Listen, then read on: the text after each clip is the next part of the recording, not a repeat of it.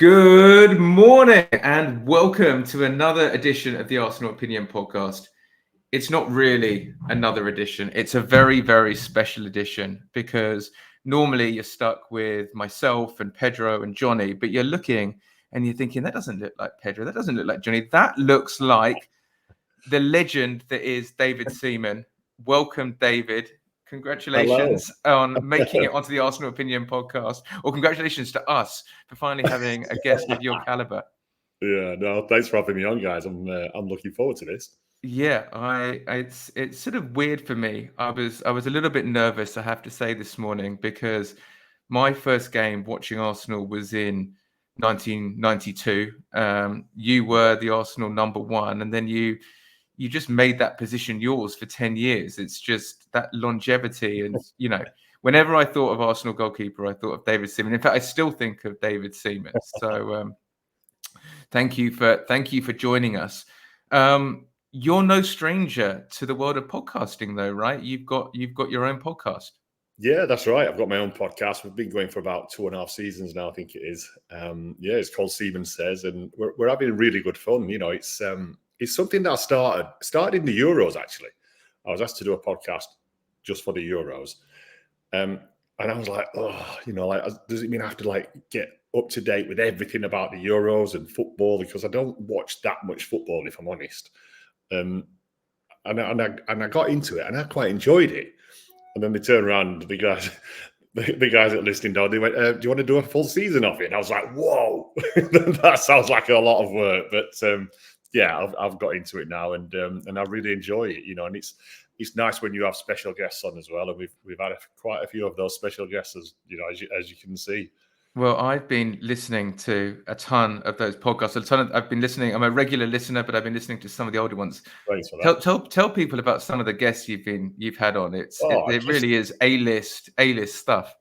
It is, obviously like Robbie Williams. We've had Matt Lucas, Piers Morgan, we've had Arsene Wenger, Thierry Henry.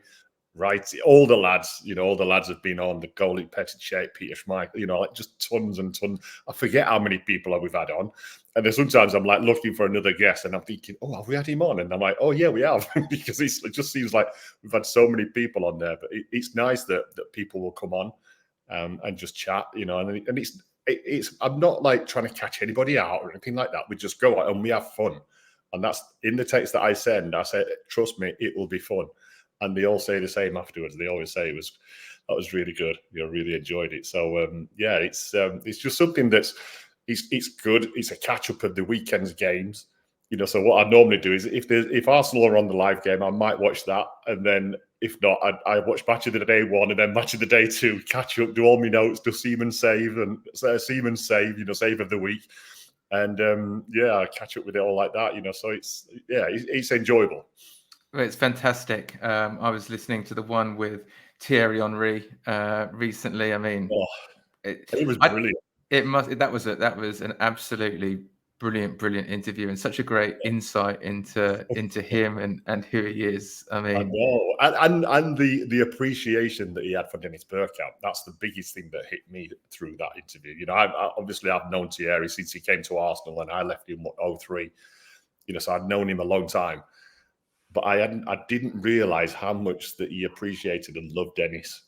It was really nice to hear that. It was very special, and those what wonderful days they were. One of the traditions that we have on the Arsenal Opinion podcast is we do something called the Hotest of Takes, which is a little perspective on you on something Arsenal related. And we're just interested in what your hottest of take is on something in the world of Arsenal. So I'm going to play this, and then I would love to hear what's top of mind when it comes to takes. Hottest of takes. Hottest of takes. The AOP hottest of takes. Make it spicy. David, hottest of takes for you at Arsenal at the moment? It's hard, because there's a lot of stuff that I take for granted. But obviously, I still go in every week with the young goalkeepers. I do a bit of goalkeeping coaching. And trust me, the amount of work that goes into every training session And this, I see a lot of it at under 21s. They have their own management team and physio team. The under 18s have the same. The first team have got that lot almost plus extras, So the hottest of takes, I would say, is don't underestimate how much work goes on behind the scenes with Arsenal, because it is second to none. Everything is taken care of. Everything is looked after. Everything is scrutinised, and they are all brilliant. So the players in a way have got like no excuse, because everything is taken care of and made perfect for them to go out onto that pitch and perform. So that weirdly, I know it's a weird one, but it's just well, I think that fills us all with a lot of confidence, because you can't always control the outcome, but you can control the process that leads to the outcome. And that's exactly what Mikel was on about. Like, we've got a process, and I was seeing this when he was under pressure. And I was like, no, just trust the process. Because it was working, and I could see all the work that was being done. And as an ex-player, you don't see that as a player. All you're thinking about is like, oh, it's going to take like 90 minutes training, maybe an hour afterwards of that, and then I can get off. I can get home, or I can go fishing or golfing or whatever you're going to do. But the amount of work, that is being done behind the scenes is fantastic. And do you think he had to rebuild that significantly? Were things in a state of disrepair before him, or you think it's just always been the way, and it's been more of a fine tuning? No, it's always been brilliant. When Arsene came, everybody knows the story of how he changed everything, and he seriously did. Like the way that we ate, the way we looked after each other, the way we looked after ourselves as well. The Tuesday club was right out the window. So it was totally different. And I think what's happened is, since Arsene, then Unai took over for a little while, and then Mikel took over, and he's kicked on. He really has kicked on. So there's no way was it in a bad shape. It just got better and better. And it still is. And it's great to see. Yeah, it's interesting, that type of investment that needs to be continually made to keep things. I mean, like I said, I sort of grew up in the 90s and saw Manchester United being, at the top of the tree, and their stadium and the way that they did things, and Sir Alex Ferguson. And then you see what like a decade or 15 years of disrepair does, and suddenly it's like people are talking about the training ground being in disrepair, the stadium needing to be redone. And in my head, I'm like, I always remember it being top notch. And I think it's an interesting point that the way that modern football moves now, if you're not always moving forward, then you're just going backwards, Well, take our training ground, for instance. Arsene Wenger built that training ground, and that would be back in about 98, I'd say. 97, 98. And fast forward that probably, 10, 15 years, they had a multi-million pound refurbishment. And I mean, like multi-million pound refurbishment. And it's made it even better. So that's what you need to do. You need to keep moving with the times and keeping up. Obviously, the latest one is Tottenham's ground and training ground, and that apparently is fantastic. I've seen Tottenham's ground from inside, but there was no fans in there. I was doing a Jeff Stelling walk, his prostate cancer walk, and I was like, yeah, that's about the only time I'll go in there, when it's empty. I don't know how happy they'd be to see you in there. Oh no, can you imagine? But I must admit, that looked really good. But yeah, there's a lot better with no fans in there. Well, I mean, so let's just rewind a little bit and go all the way back and talk about you joining Arsenal for the first time. Obviously, Arsenal, top club, but you'd already broken into the England team, and your career was already on an upward trajectory.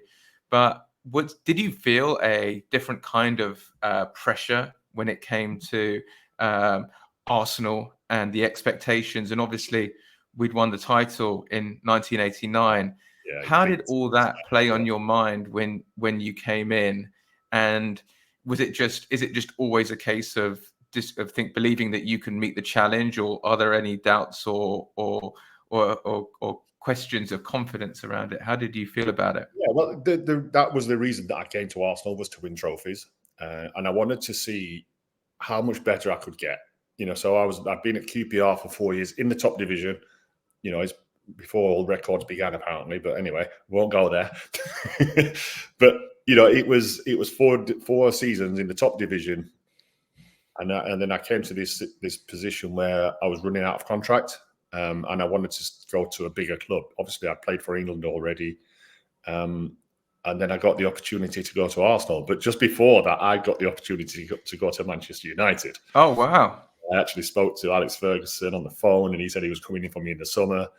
But then Arsenal came in literally a day or 2 days later. I'm sure there was some talkings going on, saying, "No, Man United are in for him," and Arsenal were like, "Right, we want him." But and that's why I went to Arsenal, is because I wanted to win trophies straight away. Ray Wilkins told me that. He said, if you go to Man United, he says you won't win trophies straight away, but you will later, because they're a massive club and they're rebuilding. He said, but if you go to Arsenal, you win straight away. And I did. I did it in my first season. But the step from QPR to Arsenal was massive. Expected to win trophies. That was the biggest thing that I felt. And even when I first went there, I went there in a cab to Highbury, and the cab driver was like, "Oh, what are you doing, Dave? Are you signing for us?" I was like, "Actually, I am." He's like, "No way." Anyway, you do know they don't pay very well, don't you? And I was like, "Oh my god." So it was a decision that I made for the what I was going to win, rather than what I was going to be paid, because obviously that would come later on. If you're successful, you get what's there anyway. But I wanted to see if I could win trophies, and then how better I could get, which then helped push for an England place as well. And so a lot of the players who are coming to Arsenal now talk a little bit about the Mikel Arteta effect and the way that he makes really clear what their role is going to be within the team. Declan Rice talked about, the big dossier. Back in the day when George Graham was talking to you, was there the same kind of sales pitch around your role as goalkeeper, or was it more come and do your thing? It was more come and do your thing, because obviously he'd seen me, and don't forget the fact that Bob Wilson, who was my coach for all my time at Arsenal, was also my coach for a couple of years at QPR. He would come in once a week. So George had got Bob on a bit of a spying mission. So he knew what I could do. And obviously when George made the decision, to change me and one of my best mates, John Luke, we used to train together as kids, as like 16 and 15-year-olds, and it was just so weird taking his job, but it had to be done. Whether I'm sure. Well, I've met him loads of times since, and we do have a laugh about it. But so George knew what I could do, and then when I came to Arsenal, we played a certain way, and it wasn't attractive football, and there was a lot of long ball. I was taking a lot of free kicks inside our off, knocking it into a certain area, but we were really good at it.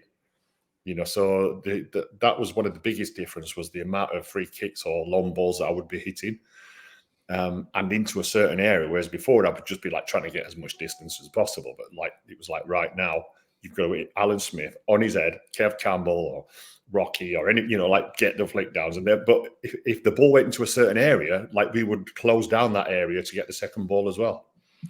And I think this is a really, really interesting question that everyone is talking about at the moment, which is sort of the evolution of goalkeeping.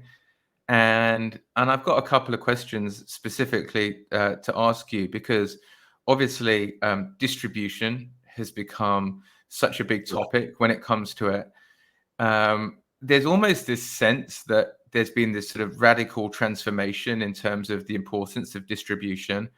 But I actually went back and I went and found a goal that Ian Wright scored against Southampton in 1992 to score his Golden Boot. Yeah. And in it, you stop the ball from going out. You're sort of behind the line. You're holding the ball, and then there's this quick throw to Ian Wright, basically on the halfway line. He cuts past a couple of players and secures the Golden Boot, I believe, ahead of Teddy Sheringham, and it was a wonderful, wonderful day in the sunshine. But it was that sort of quick thinking and quick distribution, and I wonder whether it's actually always been there. It's just that the focus is just so much more with data and the way we talk about different roles now. I'd love to get your perspective on distribution. Yeah, no, the distribution has always been there, and you've always been asked to do that as a goalkeeper. at the moment now it's different because a lot of goalkeepers are getting involved in little passes in their own area, and a lot of people, when you hear like a new goalkeeper going to a club, they're like, yeah, he's great with his feet. I'm like, what's he like with his hands? He's a goalie. It's like, come on, guys. We are goalkeepers. The art of goalkeeping is always been there. Are you good at distribution? Are you dominant in your area? Are you good on crosses? How's your shot stopping? 1v1s, all that sort of stuff. You need to be really good at.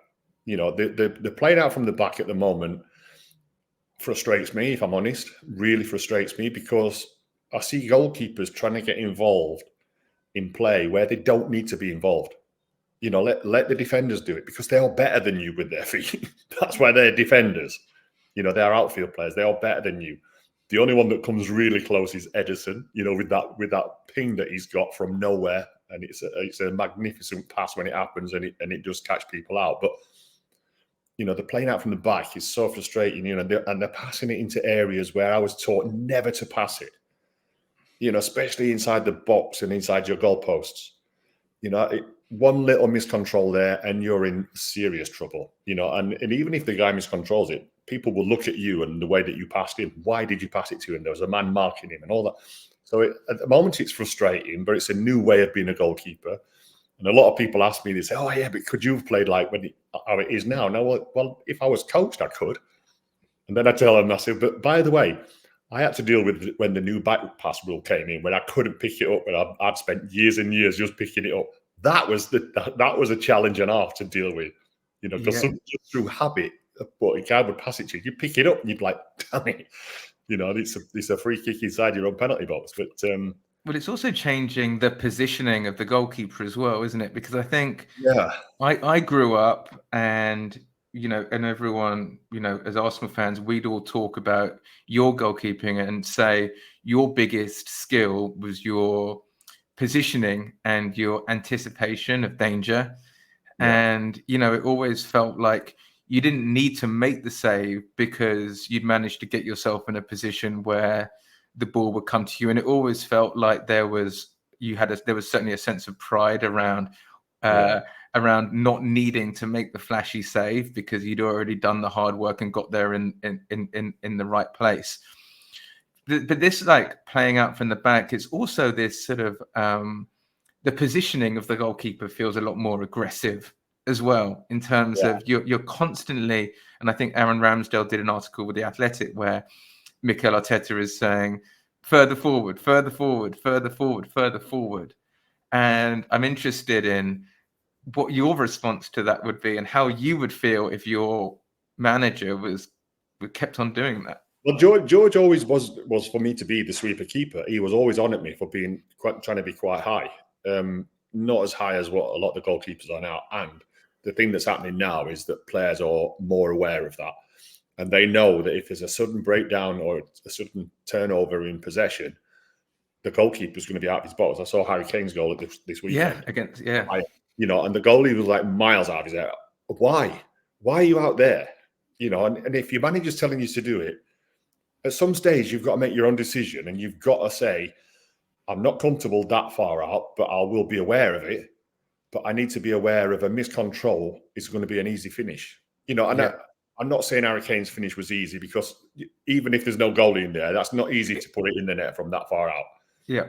So goalies have got to be aware of, now players are looking at it, they're seeing goals. Aaron got done in a European game last season. Obviously, I got done on a couple of occasions that we won't mention too much. But, it happens. And then I get people saying, "Yeah, but like the amount of times that you cut out the through ball and things like that, stopped a goal." I say, "Yeah, but nobody remembers them. Everybody remembers the mistakes." So you have to try and get a balance. And that feels like that's the hardest piece of being a goalkeeper, because you hear the coach saying, or the manager saying, the reward is greater than the risk. What it adds to us in some passages of play. But when the goalkeeper gets lobbed, it's the goalkeeper who's in the papers saying he's had a nightmare. And I think Onana's been caught out 2 or 3 times, and Exactly. you really, Exactly. You know, and everyone's saying he's not a good goalkeeper, and and it's affected his confidence as well. You know, Yeah. like it's not the fact that he got caught out early on in his career at Man United. yeah, Has led to last week he made a really important penalty save in the European game, and then at the weekend he's made a couple of good saves. So that'll help his confidence get back. And that's what goalkeeping is all about. It's about confidence. Believing in yourself. Then not going out there making a mistake and then thinking, I've got to go and get that cross to redeem myself, and that's when you'll make another mistake. We're goalkeepers. You have to wait for the ball to come to you and then make the right decision. So, on this subject of form and belief and confidence, now maybe I'm remembering it differently, but I can't remember you ever having a serious crisis in form in your whole time at Arsenal. I mean, am I right in that, or were there moments where you felt you were struggling for form because you just felt like Mr. Consistent? Yeah, the only you have like little ones, and the fact that you can't remember is brilliant. That's so nice to hear. Because like you said, there wasn't like an obvious time where I was really struggling. Even after I made mistakes, like against Zaragoza, the next season we did really well. Or Euro '96 came along, I did really well. Then obviously the World Cup in 2002. With Ronaldinho's goals. Straight after that, come back, play for Arsenal, we win the FA Cup. So it's always about trying to rebound. And the only time, Arsene Wenger said, and he said it in the press one week, and he went, whenever the pressure is on David Seaman, he plays better. And I was like, and I wasn't aware of it. I wasn't like, all right, I'm going to show everybody now. And, because that goes against what I've just said to you about you have to wait for the ball to come to you.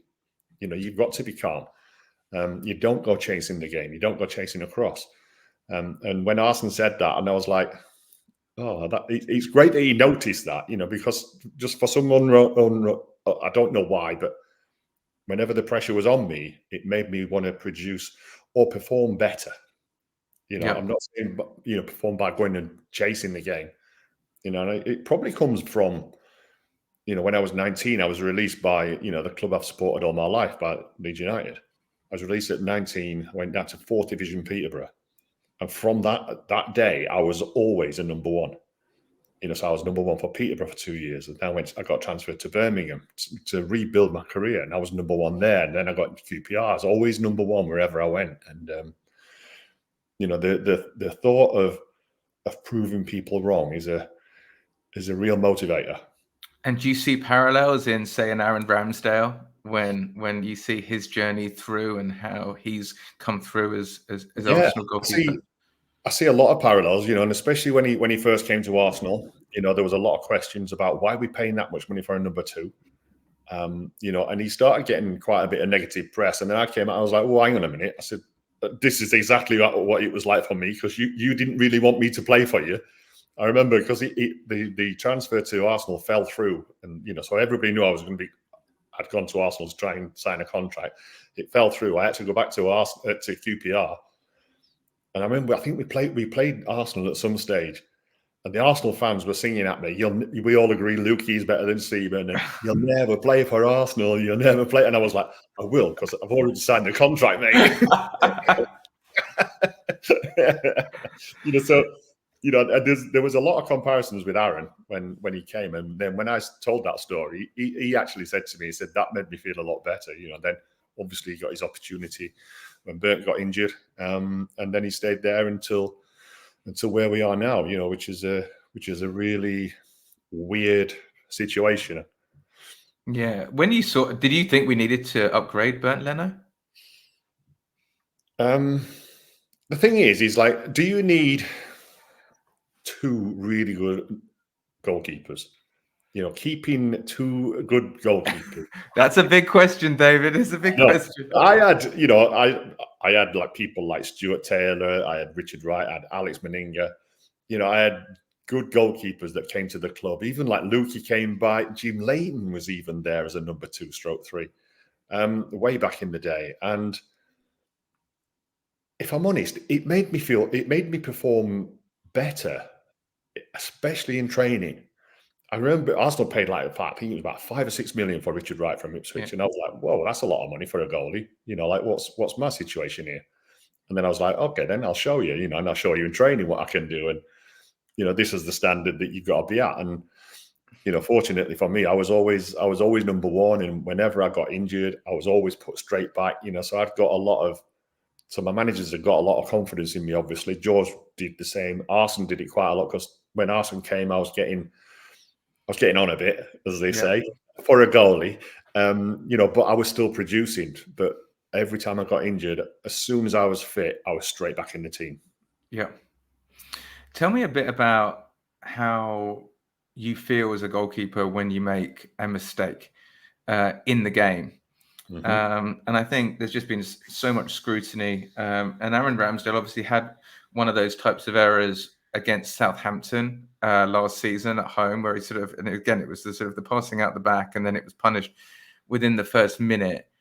And how hard is it when you make a mistake early in the game? What are you trying to do to get back on a level footing? Or are you able to immediately compartmentalize it and put it as back to one of those things? That's exactly what you've got to do. You've got to right. And like what you said, he did it in the first 5 minutes. So I was at the game, and I was thinking, I'm looking forward to this now, just to see how Aaron reacts to this. But I knew, because I'd seen him before. He'd made a couple of little ones before, but this was it was an obvious mistake in a big game, because it was towards the end of the season. And when it happened, I was like, all right, let's see. And the sign of a good goalkeeper is he doesn't panic when he makes a mistake. Can you react positively after that? And he did. He didn't go chasing the ball. He didn't try and make a worldy pass, or trying to make saves look like they're brilliant when you could easily catch it. I saw a certain Anana doing one at the weekend, and he got away with it. Like Haaland just missed the rebound, and he managed to clear it. And it was technically, it wasn't a very good save. He tried to make it look like a really hard save, and he shouldn't have done that. And Aaron didn't do that. He carried on as though that mistake had never happened. And that is the sign of a good goalkeeper. It doesn't affect him. And it's it's a sign of it. It's a good sign of his character as well, where he can do that and deal with it. Because goalies do that. If you're a nervous wreck after you've done that, you could cost your team 2 or 3 goals.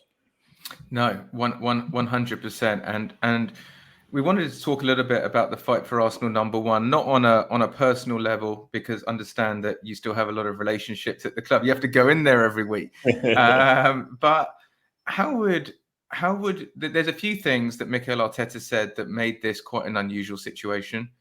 The first one was around how he regretted deeply not substituting goalkeepers mid-match to adapt to changing game states. And I was sort of interested in, and it sort of threw everyone.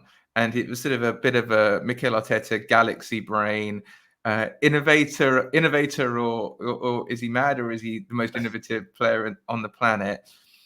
Did you place any? What did you think of that? I was surprised when he said it, I must admit, especially when he said the quote about during games, like in-game substitutions for goalkeepers. I was like, whoa.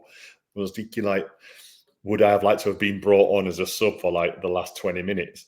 It's all right when it's like an international, or you're 3 or 4-0 up. Then you're going on to try and gain a bit more experience. But if you're going on there, say you're really good at crosses or whatever, and he's bringing you on to be really good at crosses, right? You're not warmed up. You haven't been. You've done a massive warm up before the game, and then you've sat on the bench for 60, 70 minutes. You never see goalies even when the goalie gets injured, you hardly ever see the goalkeeper getting warmed up with the ball. They're not kicking balls at him. He's just running up and down doing his stretches like the outfield players. So they're not ready for it. And it never happened to me. So I say it's never happened. I don't think it's ever happened. They brought goalies in for penalties. Yeah, which is and it doesn't normally go that well. No, it doesn't. But yeah, I was surprised, and if I'm honest, I'd be surprised if I do see it. And when you And there were two games that really stick out for me, two Aaron Ramsdale performances last year that were just both absolutely phenomenal. And one was the Spurs away, and one was the Liverpool away. And it's almost like the goalkeeper gets into a sort of a flow state where he's just sort of, because it feels like the Alamo. The ball is pinging around, it's everywhere. And do you ever feel like, is that the way it feels like when you're in a game of that magnitude, where it just feels like everything is sort of shut out and you're just, there just becomes a different level of sort of concentration. You're just moving from save to save and the time is flying by, or does it feel like the Alamo? Sometimes it feels like the Alamo, but then you're not aware of being in the zone, if you know what I mean. You're just reacting, because that's what we do. We react to the ball. Yeah. And then, it's not until like after the game that you look back and you're like, wow, I made that decision like so quick. Like, why? Do you know what I mean? But it just works, and it's everything put together. It's all your training, it's all the previous experience you've got, and then it comes into games. But the best feeling of all is when it comes into games when the pressure's on. Like what you said, Tottenham away with Aaron, Liverpool away, massive games, and he performed like really, like just brilliantly, and he was fantastic. And but them sort of games, when it happens, it happens. Because even so, like if you look at the last Arsenal game against Sheffield United, no shots on target. I could have possibly been in goal. Obviously, I might not have dealt with all the crosses and the kicking and everything. I wouldn't have kicked it as far, but it's what I mean. Sometimes you have nothing to do, and I didn't mind that. I enjoyed not having anything to do, because it meant we were on top. Yeah, and we were gonna win. And for me, it was all about winning. Like what I said to you, that's the reason I came to Arsenal. It was about winning no matter what.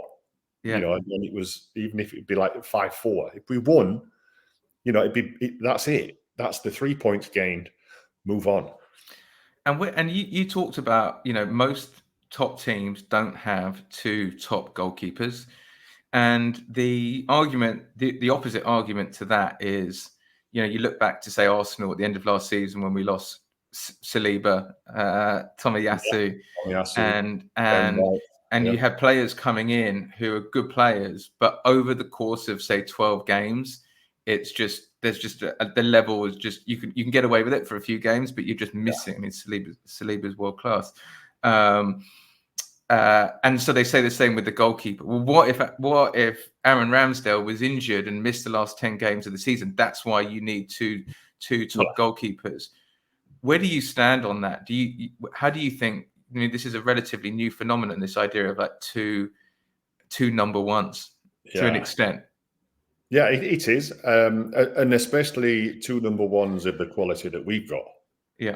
I don't think there's many other clubs with a better goalkeeping situation as we've got. But you've got to keep them both happy. And I feel for Aaron because of what's happened. Because he started the season really well. He played for England, beat Scotland 3-1 away up in Scotland, comes back and he's left on the bench. And that must be hard to take on, because it's not like he's had a bad time. You know what I mean? And then obviously David's come in, and even with David coming in, he's not.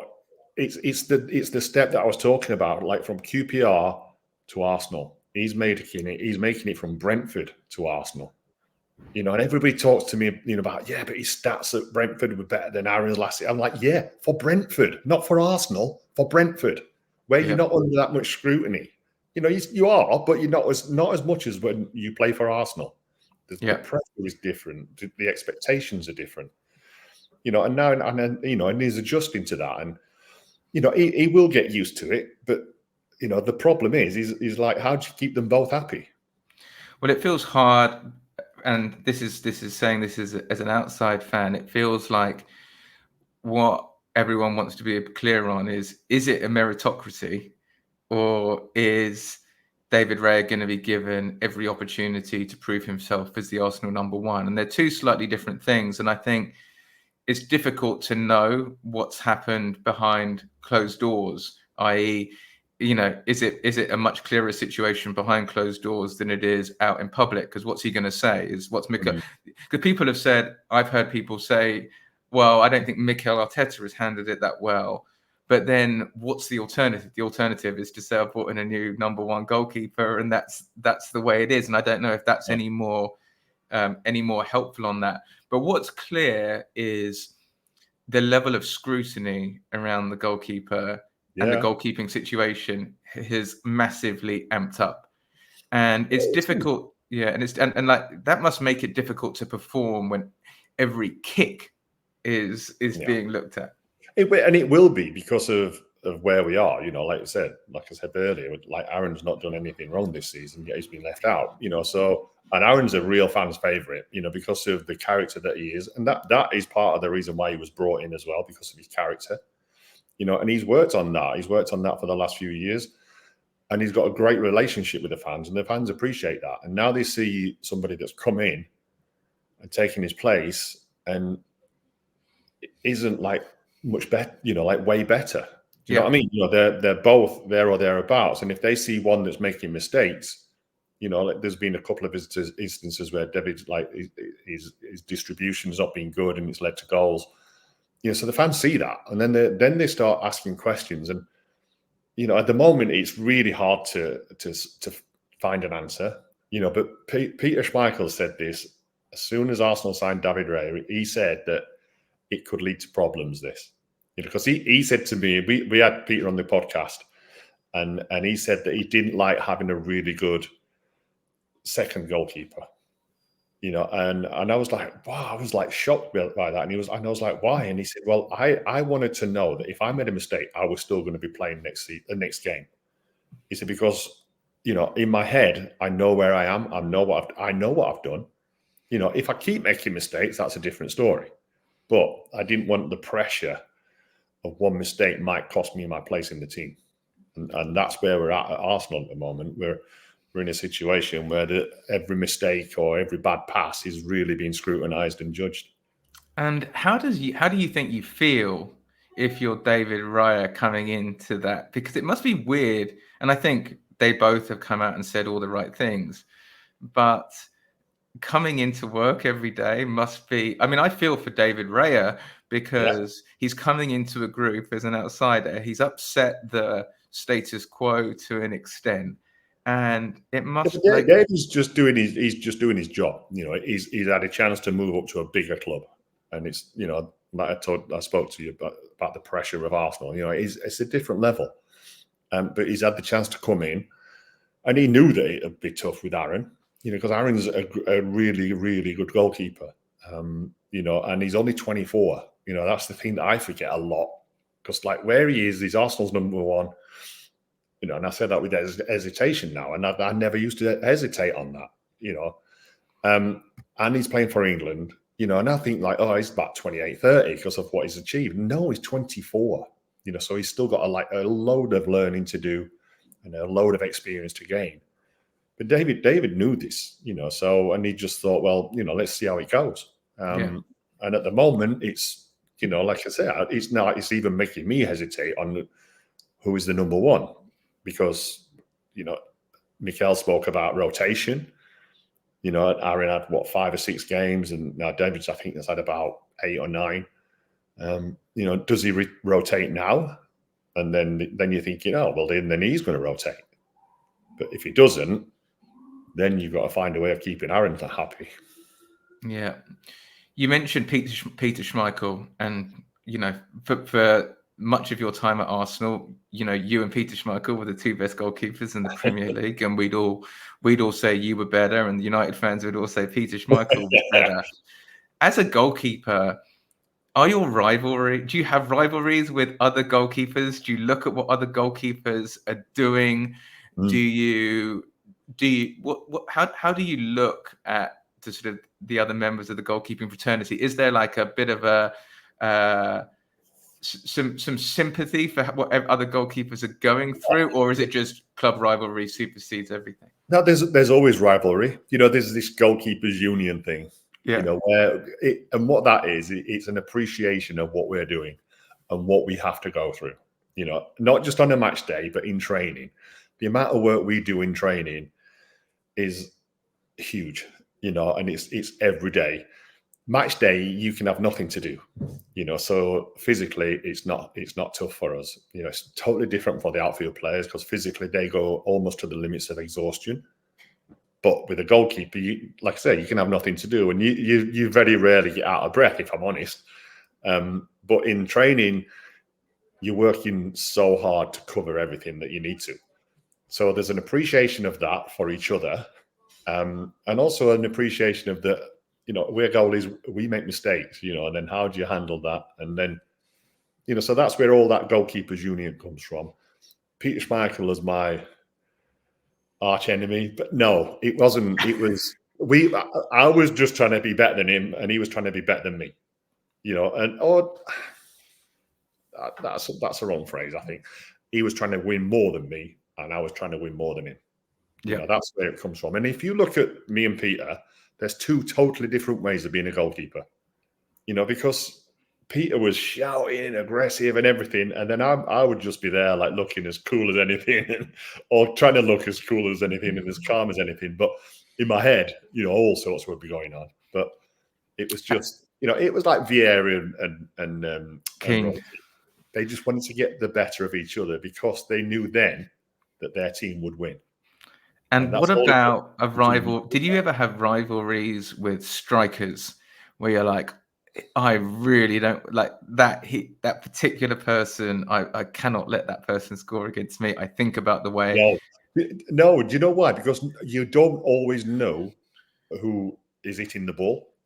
Because you're totally focused on the ball, and then you're not aware of, like, Gary Lineker. He always used to score past me. Robbie Fowler, he scored a bloody hat trick in 3.5 minutes. Oh God, yeah. But you're not aware of who it is. You're just aware of that situation you're in.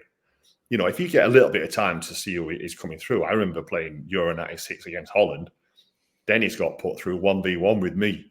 And I was aware it was Dennis, and he was already at Arsenal, and I knew he liked the little bend down my left, and luckily, I went that way, got a great hand to it, and I think that was at like 1-0 to us, and so it was a really important time. But it's when you get a chance of knowing who it is, it can help, but you don't always know. But Pete, like I said, like Gary and Nick always just score past me, and Robbie was like, I'd make a great save, and he'd be there for the tapping, and that was the frustrating part. Teddy Sheringham, always, you knew every time, even Mark Bright, you knew they would leave a footing. Even if it was like 60-40 in my favour, they were going to come in and rattle me and trying to get the ball to pop out, and like, so then you try and have a little look, because there's a really good photo that I've got of, I've seen the cup final against Sheff Wednesday, and Mark Bright's coming through. And I go down at his feet, and I know he's going to come in. So I just like raise my foot to protect myself. And I hit him and there's the picture of his shin pad like flying out of his sock, and but it's like he's being aware of knowing who does what. You know what I mean? Who does something different, and those players certainly did. When you went on international duty, were you able to was it a case of being able to put rivalries aside? Because it must have been strange at times, especially when there was just such a fierce rivalry with Manchester United at the time. United, yeah. There was a lot of Arsenal players when I was involved in the squad. There was a lot of Man United players, and then there was the others, as we called them. And it wasn't like people talk about there was cliques in the dressing room, or it was just you sat with your mates. And I became aware of like Arsenal table, Man United, and then so then you have to try and mix it up, and when you're with England, you're all about winning for England, and it's not about, you went over the top on me or whatever, and in that game, and I'm going to get you in training. There was nothing like that, and it was all about winning for England, and trying to win for England. And it was, for me, England was a great time. It doesn't get any better for me than Euro 96. Yeah. That was just like an epic time to be an England player. And I'm sure it was great to be an England fan as well. It was. I mean, there are certain moments that I think everyone remembers across the years of what could have been. It's almost, sometimes it's the what could have beens are even stronger than the uh, than the great wins in a way. They sort of stick. But I remember, the ball coming across and Gazard literally just, and then I think Darren Anderton as well. I think I still remember those, and it was, and all that time ago. And then the year that really, I mean, I was watching the David Beckham documentary, and I was watching them do the treble in 1999. And I turned around to my wife, I was watching it with, and I go, we were better than them that year. I think Arsenal were better than Manchester United in the greatest year that Manchester United have ever had. And I know what you mean, because it could have changed so much with that semi-final. The FA final. We win that, we gain confidence. I was there at that game in that replay, and I remember. And that just rested on a penalty. Peter saves off Dennis. They come down the other end, and Mr. Hairy Chest was a goal. But you were, and I think you were a penalty king, and some people say the Sheffield United goal save gets referenced a lot. But when I think of if and I think they should, if they built a statue of you outside, I would love it to be in that. I think it was the 1993-94, the grey shirt with sort of the cogs that was quite ugly at the time, but it's just become iconic. I had a few dodgy tops, trust me. and then that Attilio Lombardo penalty save. Yeah, the shootout with Sampdoria. I saved 3 penalties in that shootout, and it was just something that I've got, and I didn't do any research. The only thing that I would always watch penalty takers. And just to see if there was a side that they always went to, or if they did something different. But my decision was made on the run up, and I still do it now, and I do it even at training. Like when the lads they're coming up, I'm like, right, I'll go in goal, but I'm not diving, but I'll just point to which side you're going. They're like, no way. I was like, all right, let's do it. And this is the young lads, and I do it a bit with them, and I do it a bit with the goalies. And it was all dictated on the run up, and. People talk about, having water bottles with penalty takers. Yeah. On their favourite sides and all that. And that might help, because when you're under pressure, you always go back to what's been successful. So that might help in that situation. But then, is the decision being taken out of your hands? And I don't like that. I don't like the coaches getting involved to tell you which side to go on a penalty. That's why I always used to do it on the day or on the night. And because then otherwise you're just becoming, you're not doing, I don't think you're doing it for yourself. Yeah. You are. Do you know what I mean? You're not making the decision yourself. Somebody else is saying to you, go that way. They're not going to get criticized. You are. Yeah. So as much as you get all that information, good penalty takers change sides as well. Yeah. And they do, and I've said I've faced penalties from people like Matt Kandela, Stuart Pearce, who were brilliant at penalties. They very, very rarely missed them. I know Stuart missed a big one, but Matt Kandela scored what? I think it was like 37. I think he only ever missed one. one. So, I wish that was against me, but do you think at penalties is a mentality thing, or it's but you watch penalty takers, and when I look at them, the ones that look down at the ball when they strike it, if you guess right, you've got a great chance of saving it, because they're not waiting for you to go. The ones that come at you and don't even look at the ball, they're looking at you, like Jorginho, like Hazard used to. Ronald Koeman was the first one that started doing this way back in my era. But you watched Jorginho and Hazard, they watch the goalkeeper, and as soon as the goalkeeper goes one way, they pass it into the other side. They're the really hard ones. And so you think that's the harder one to save? Yeah. The one, Definitely. Because I always used to wait for the guy would come in looking at you, and then as soon as they get to the ball, head goes down. As soon as their head went down to look at the ball to hit it, I would go one way or the other. And when they're walking up, could you get a sense of? Would you be like, "Oh, this guy looks a little bit nervous"? I think I weren't bothered. Honestly, I was not bothered. I was just focusing on what angle of his run up is he coming at, and which way am I going to go? And then I just wait for his head to go down, and bosh, it go one way or the other. and that was it.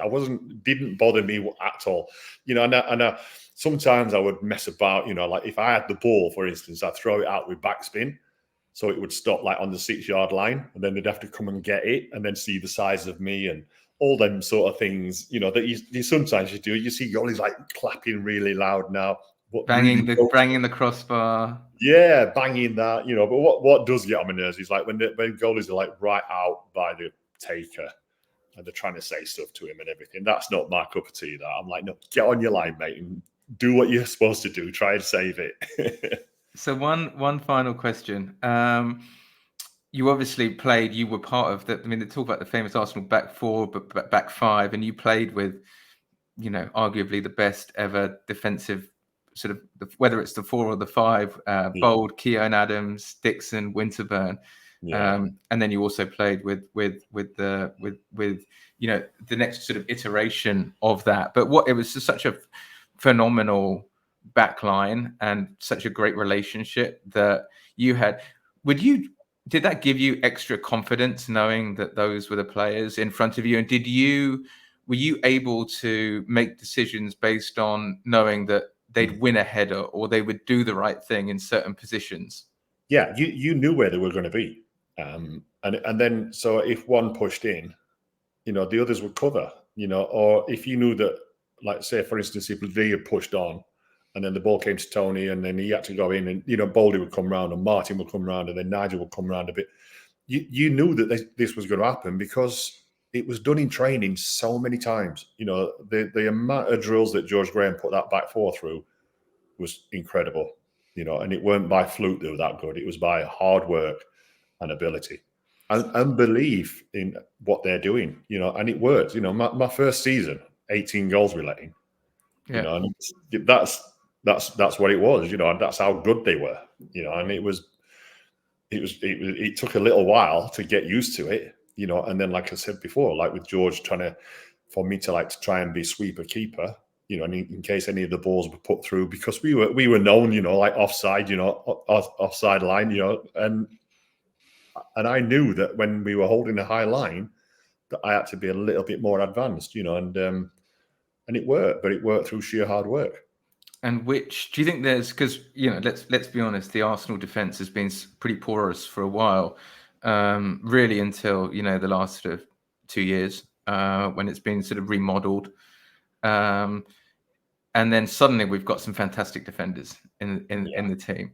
Do you think that there are any players in the current defence who would give the famous back 5 a run for their money? What, from the team now? Oh, that's a tough question.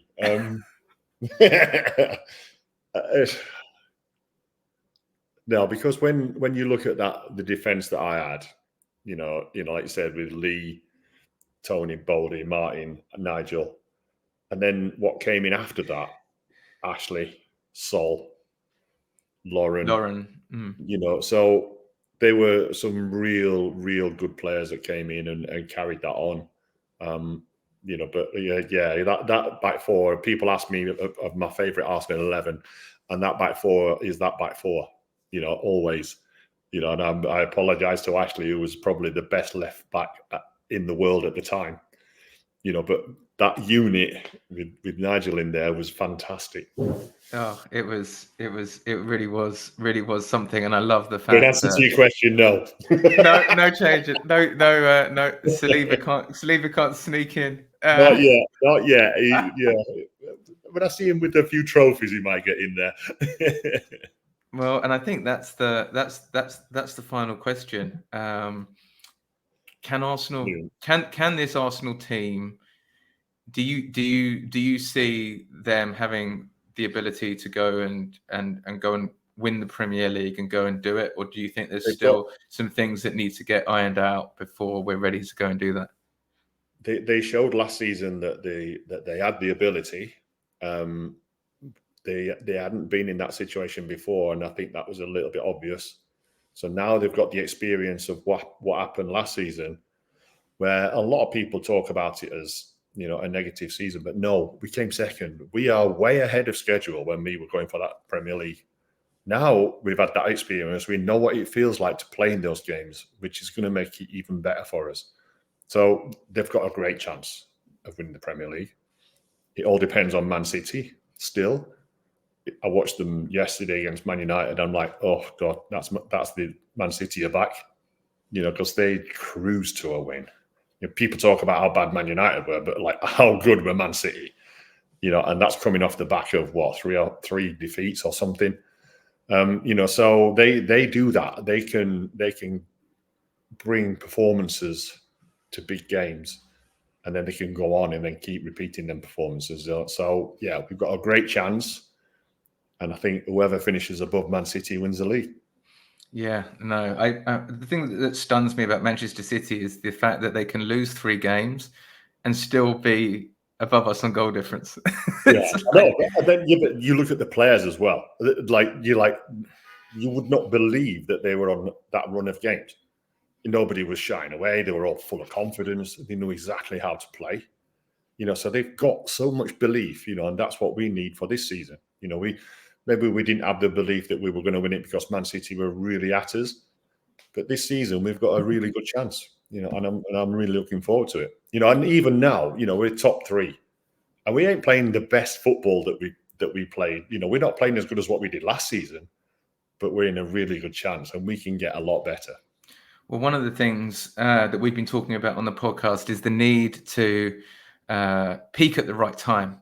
It felt like last season we were peaking now, and then we're sort of hanging on from sort of February onwards. And when I think about the teams that you played in, the teams that won trophies, it's when it got to the business end of the season that you felt like we really turned the screw. In November we were losing to Bolton 3-1, and then in May we're beating Everton 4-0 and doing the double. And I think that's the big shift. It's just about being. And that's what Man City do. Man City do that. They get into a certain position, like with about a month and a half to go, and then they kick on because they've been there and done it so many times now. They've gone on to win it so many times, so they know that situation. Whereas last season we didn't know that situation, but now we do. And get in top 3 in that last month and a half, and who knows where it'll go. Who knows where it'll go? That is exactly it, and that's why we love it. But yeah, we're all very, very invested. David, thank you so much for the time. Can you let everyone know where they can find you on the podcast? Seaman Says podcast. It's on all, wherever you get your podcast, you'll find it. Just search on YouTube, wherever you want. Just go and search Seaman Says, and you'll see the array of guests that we've had on there, and you'll see my smiley face there every week. Fantastic. I mean, I would urge everyone who's listening to the Arsenal Opinion, tune in to Seaman Says. Get those insights every week. The quality of guests is unparalleled, and I'm sure. I mean, I don't even know how you get bigger stars than what you've had before, but I'm sure there is. I've got a good phone book. You've got a good phone book. Yeah, exactly. But yeah, thank you so much for joining us. We're incredibly grateful. Thank you for everything you've ever done for Arsenal Football Club as well. And we can't wait to follow along and see where this season takes us. So thank you for joining us. Thanks for having me on.